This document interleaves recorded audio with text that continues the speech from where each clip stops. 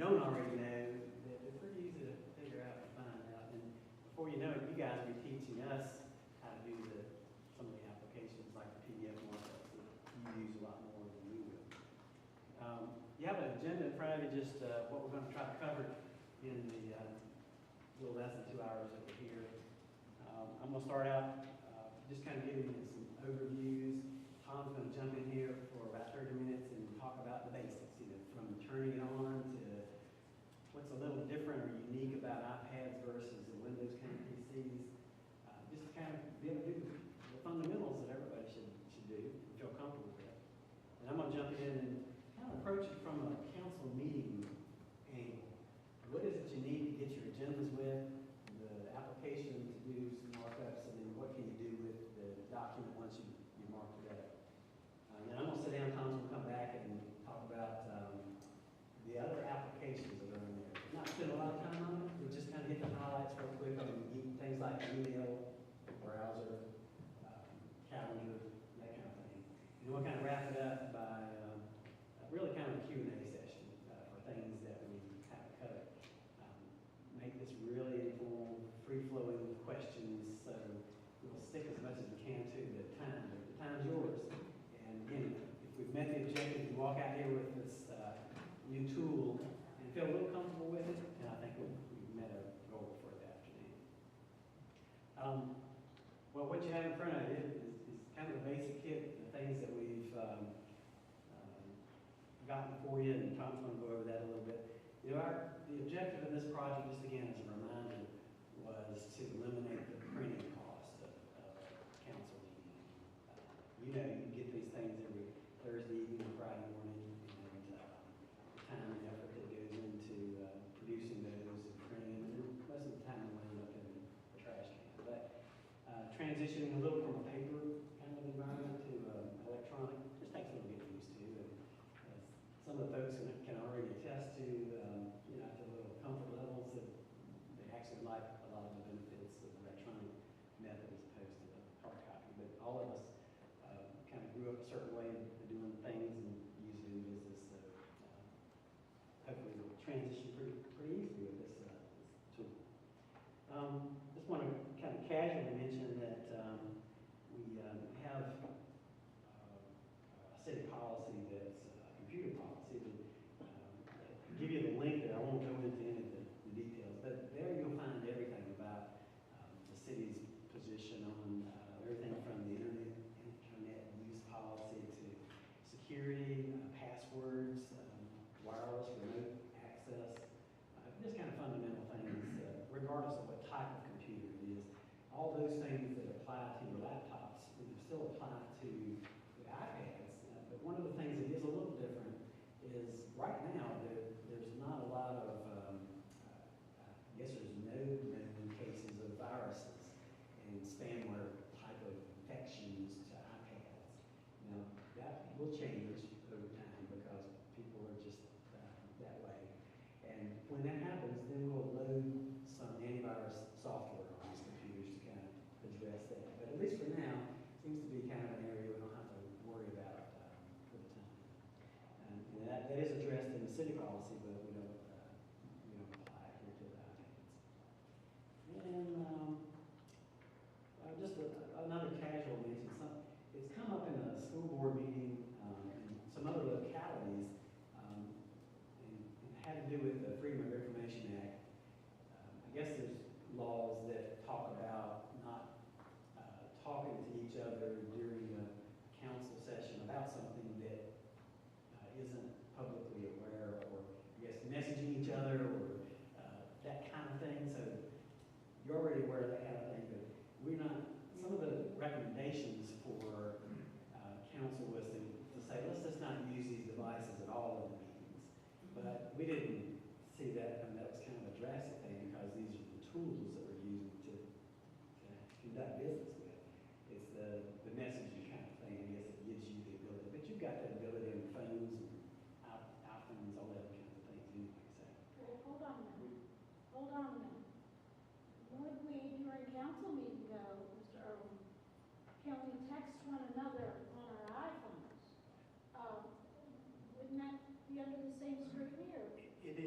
not just iPads, it's anything like BlackBerries or cell phones.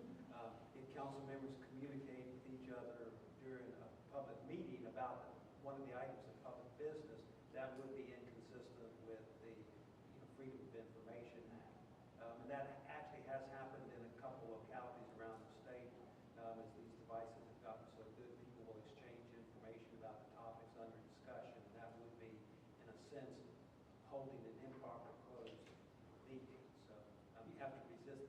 You can send someone an email saying, let's get together after the meeting to relax or something like that, but you can't send emails or communicate with each other about the items on the agenda. But what if you did it just person to person, then it's fewer than 3? Again, the rule is that when you're in a public meeting, all the communications about the items that are in front of you are supposed to be, for public view, so the public can hear them. It is inconsistent with the Freedom of Information Act. Public meeting requirements to be sending each other communications during the meeting itself. Now, certainly you can do it after the meetings are over, but while the meeting is in session, you should be communicating with each other about the topics that are on the agenda. And if you're using your cell phone, I mean, they don't know that you're using it privately or publicly, so it still could be, I mean, the news media could ask, can I have a record of what you were doing during that council meeting? I saw you up there on your BlackBerry. And you still have the same responsibility. You're not required to keep or make copies of telephone calls, but text messages that you send on an iPad, that you send on a cell phone, that you send on a BlackBerry about items of public business are subject to the same disclosure requirements as emails under the Freedom of Information Act. So we'll have to figure out how we manage those, because you have the same obligation to preserve those communications and make them available for the public if requested to do so. You don't have to make personal communications available to the public because they aren't records that were created or deal with public business. One of the things that we've done, frankly, at our leadership meetings is tell people, turn your devices off, your attention needs to be on this meeting. Whether that's something council would want to memorialize in rules of procedure or not, I don't know if we need to go that far, but we did want to make sure that you were aware that if you're talking to each other electronically during the meeting, you are probably potentially in violation of the open meetings law, and you don't want to get you in trouble. It's very easy to do with this, who knows whether I'm looking right now at an email or Jerry's presentation or ESPN. Let you look over my shoulder. I've been on ESPN. Yeah, so a couple months ago, that was pretty important. Well, but except it's personal, it's not subject to FOIA or anything else. The point is that It could just be rude. there's many ways it's a rude issue. It's not illegal, it's just rude. Well, and that's really where we've come to in our leadership meetings, is it's just rude to be in there, not focusing on the purpose of the meeting. I'm sorry, I wasn't listening. Second here. So I think as you use these, whether or not that's something that needs to be memorialized in the rules of procedure, there's a couple of other issues that we kind of bring to you anyway. Maybe something about that.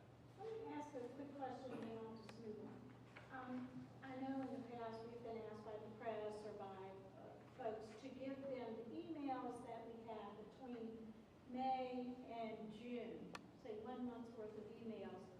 And they'll just say, do they have to say that dealt with council? But if you were doing that on a public issued computer or public issued BlackBerry, can they get all the stuff that comes through there? If they want a month's worth of emails? They'd ask for it on the top. Well, they have to, that's the question I'm asking. They have to ask by The Freedom of Information Act requires that in the request for records, the records be identified with reasonable specificity in order that the public officials will know what to produce. So there is some obligation on the responsibility on the person requesting the records to identify what type of records they are looking for so you can produce them. Joe, just my own habits being on council. I never do personal email through my city council address. I never do city council business through my personal address. always goes through city council email, period.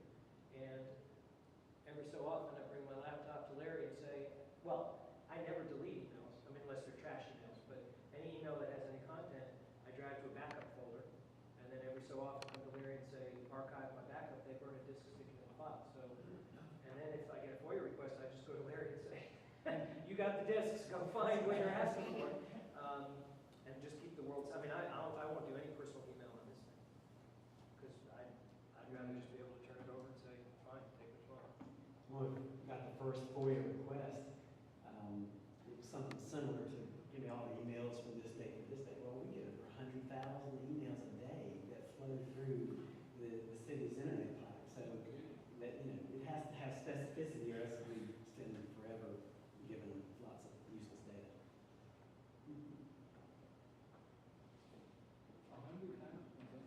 Yeah, most of it's spam, and we have some firewall spam filters that take care of the majority of that, but the volume continues to grow, it's crazy. All right, any other questions on that? Good, good thing to keep